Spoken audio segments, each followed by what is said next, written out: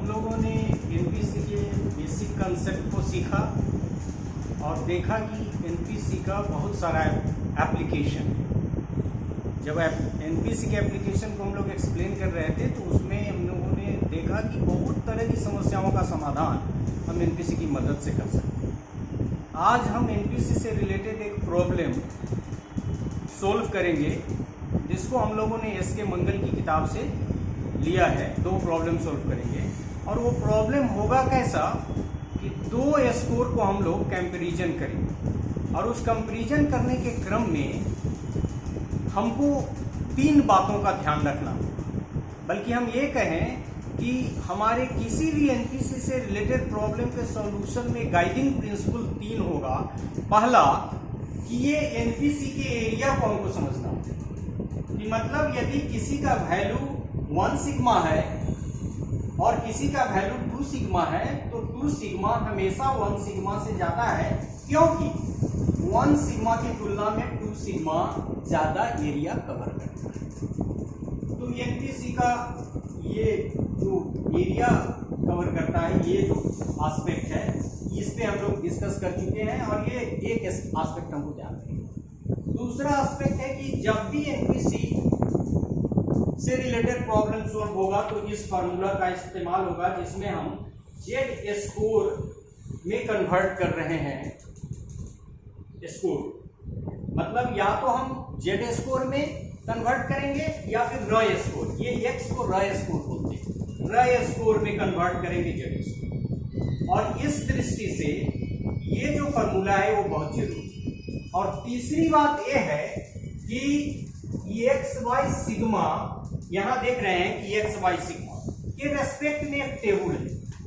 इसी टेबल की मदद से इस टेबल को देखना चाहिए, देखने आना चाहिए कि ये इंडिकेट कर रहा है जैसे 1.1 0.1 एरिया को, मतलब यहां से यदि ये मीन मान ले तो इस तरफ 1, इसका फ्रैक्शन में 1 2 3 4, इसी तरह से माइनस में भी हो सकता है।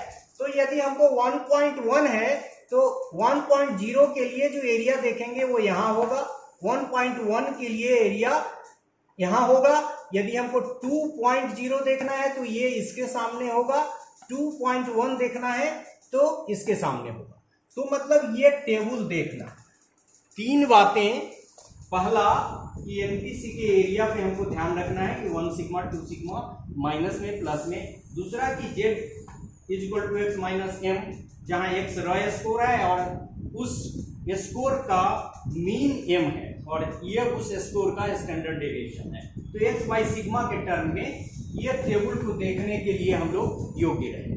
और तीसरी बात कि जब भी एरिया का मान ज्यादा होगा, जो 1 सिग्मा के टर्म में होगा, 2 सिग्मा के टर्म में होगा या 0.2 सिग्मा के टर्म में होगा, तो जिसका वैल्यू अधिक होगा उसमें एरिया चूंकि ज्यादा होगा, उसका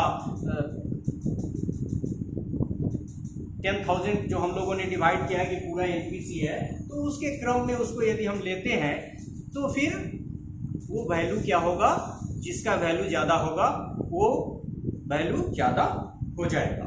मतलब यदि कोई वैल्यू 2.3 सिग्मा आता है और कोई वैल्यू 3.3 सिग्मा आता है तो निश्चित रूप से 3.3 सिग्मा का वैल्यू जो है वो ज्यादा है और इसी के आधार पे हम स्कोर का कंपैरिजन करेंगे। अब आप लोग देख सकते हैं कि हम लोग, ये एक प्रॉब्लम है हमारे पास। ये प्रॉब्लम देखिए कि a student obtains 80 marks in mathematics and 50 marks in English, ये इनका रॉय स्कोर हो गया।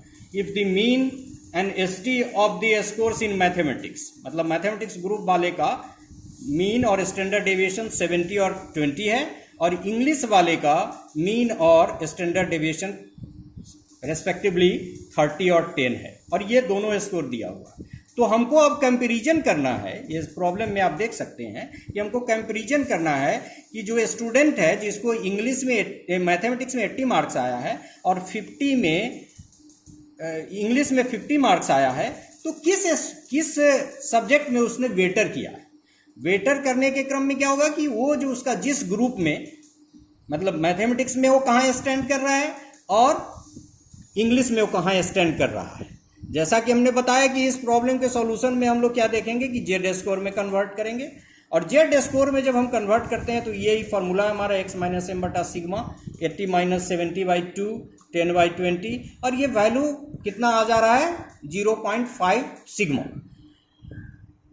उसी तरह से जब इंग्लिश के स्कोर को जेड स्कोर में हम कन्वर्ट करते हैं जो 50 है, तो उसका वैल्यू कितना आ जा रहा है, उसका वैल्यू यहाँ 2 सिग्मा आ रहा है। जैसा कि हमने बताया कि 0.5 सिग्मा से 2 सिग्मा का वैल्यू अधिक होगा, और इस आधार पे हम कह सकते हैं कि it means the candidate did better in English than mathematics. क्यों कह सकते हैं कि ज़्यादा अच्छा इंग्लिश में किया? क्योंकि इंग्लिश का जो वैल्यू है वो 2 सिग्मा है, मतलब वो ज़्यादा एरिया कवर करता है। तो इसी तरह से ये एक प्रॉब्लम और फिर दूसरा प्रॉब्लम दोनों हम लोगों ने एसके मंगल की किताब से लिया है। ये एक्सरसाइज से है, और ये जो भीतर दिया हुआ है ये भी उसी तरह का प्रॉब्लम है।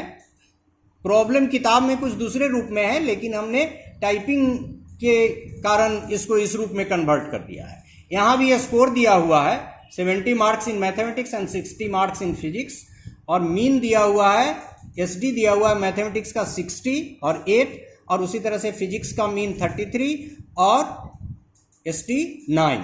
फिर हम लोग जेड स्कोर में मैथमेटिक्स के र स्कोर को जेड स्कोर में कन्वर्ट कर रहे हैं, और फिजिक्स के र स्कोर को जेड स्कोर में कन्वर्ट कर रहे हैं। और जब हम एरिया को निकालते हैं तो देखते हैं कि मैथमेटिक्स के लिए तो वैल्यू 1.25 सिग्मा आ रहा है, लेकिन फिजिक्स के लिए वैल्यू 3.78 सिग्मा आ जा रहा है। और इस आधार पे हम कह सकते हैं कि फिजिक्स में, चूंकि फिजिक्स में 3.78 सिग्मा वैल्यू है और मैथमेटिक्स में 1.25 सिग्मा वैल्यू है, तो कह सकते हैं कि फिजिक्स में स्टूडेंट ने बेटर किया। तो इस तरह से हम बहुत सारी समस्याओं का समाधान कर सकते हैं। और एक चीज और कि जैसे कई बार ऐसा प्रॉब्लम आता है कि 1998 में पास एमएड का एक स्टूडेंट है और 2018 में पास एक एमएड का स्टूडेंट है। यदि किसी सब्जेक्ट में या ओवरऑल मार्क्स में हम को कंपैरिजन करना है कि अपने ग्रुप में ये जो स्टूडेंट है एक्स और ये जो दूसरा स्टूडेंट है वाई, इसमें अपने ग्रुप में ओवरऑल पोजीशन की दृष्टि से कौन बेटर है, तो भी हम इस सवाल की मदद से उन दोनों के स्कोर को कंपैरिजन करके ये पता कर सकते हैं कि 98 वाले स्टूडेंट ने कंपैरेटिवली अपने ग्रुप में बेटर किया है या फिर 2018 वाले स्टूडेंट ने कंपैरेटिवली बेटर किया है। और ये जरूरी इसलिए भी है कि परसेंटाइल रैंक की बात हमेशा चलती है। जब 2018 के स्टूडेंट के साथ 1998 के स्टूडेंट को मार्क्स के आधार पे compete करना होता है, तो बहुत सजेशन मैथमेटिशियंस का है, बहुत पॉलिसी मेकर्स का भी है कि तब आप परसेंटाइल रैंक निकाल के दोनों को कंपैरिजन कीजिए कि उनका अपने बैच में परसेंटाइल रैंक क्या था और इनका अपने बैच में परसेंटाइल रैंक कितना था, और जो परसेंटाइल रैंक में बेटर है उसको बेटर पोजीशन दीजिए। तो एनपीसी की मदद से भी हम इस समस्या का समाधान कर सकते हैं। तो आपने देखा कि आज हम लोगों ने एनपीसी की मदद से 2 स्कोर का कंपैरिजन करना सीखा। एक बच्चा अपने ग्रुप में इंग्लिश में अच्छा कर रहा है या मैथमेटिक्स में अच्छा कर रहा है, फिजिक्स में अच्छा कर रहा है या फिर मैथ्स में अच्छा कर रहा है, वो उनके ग्रुप के मीन स्टैंडर्ड डेविएशन और उस ग्रुप में उन्होंने उस पर्टिकुलर सब्जेक्ट में जो स्कोर प्राप्त किया, जिसको हम लोग राय स्कोर कहते हैं, की मदद से कर सकते हैं। और उसी तरह से हम कंपैरिजन भी कर सकते हैं। तो इस दृष्टि से हम लोगों ने आज एनपीसी के एक टाइप के प्रॉब्लम को सीखा जिसमें हम लोगों ने 2 ग्रुप को कंपैरिजन किया है, और इसकी मदद से हम जीवन की भी बहुत सारी समस्याओं का समाधान कर सकते हैं। So this is all about the problem. Thank you very much.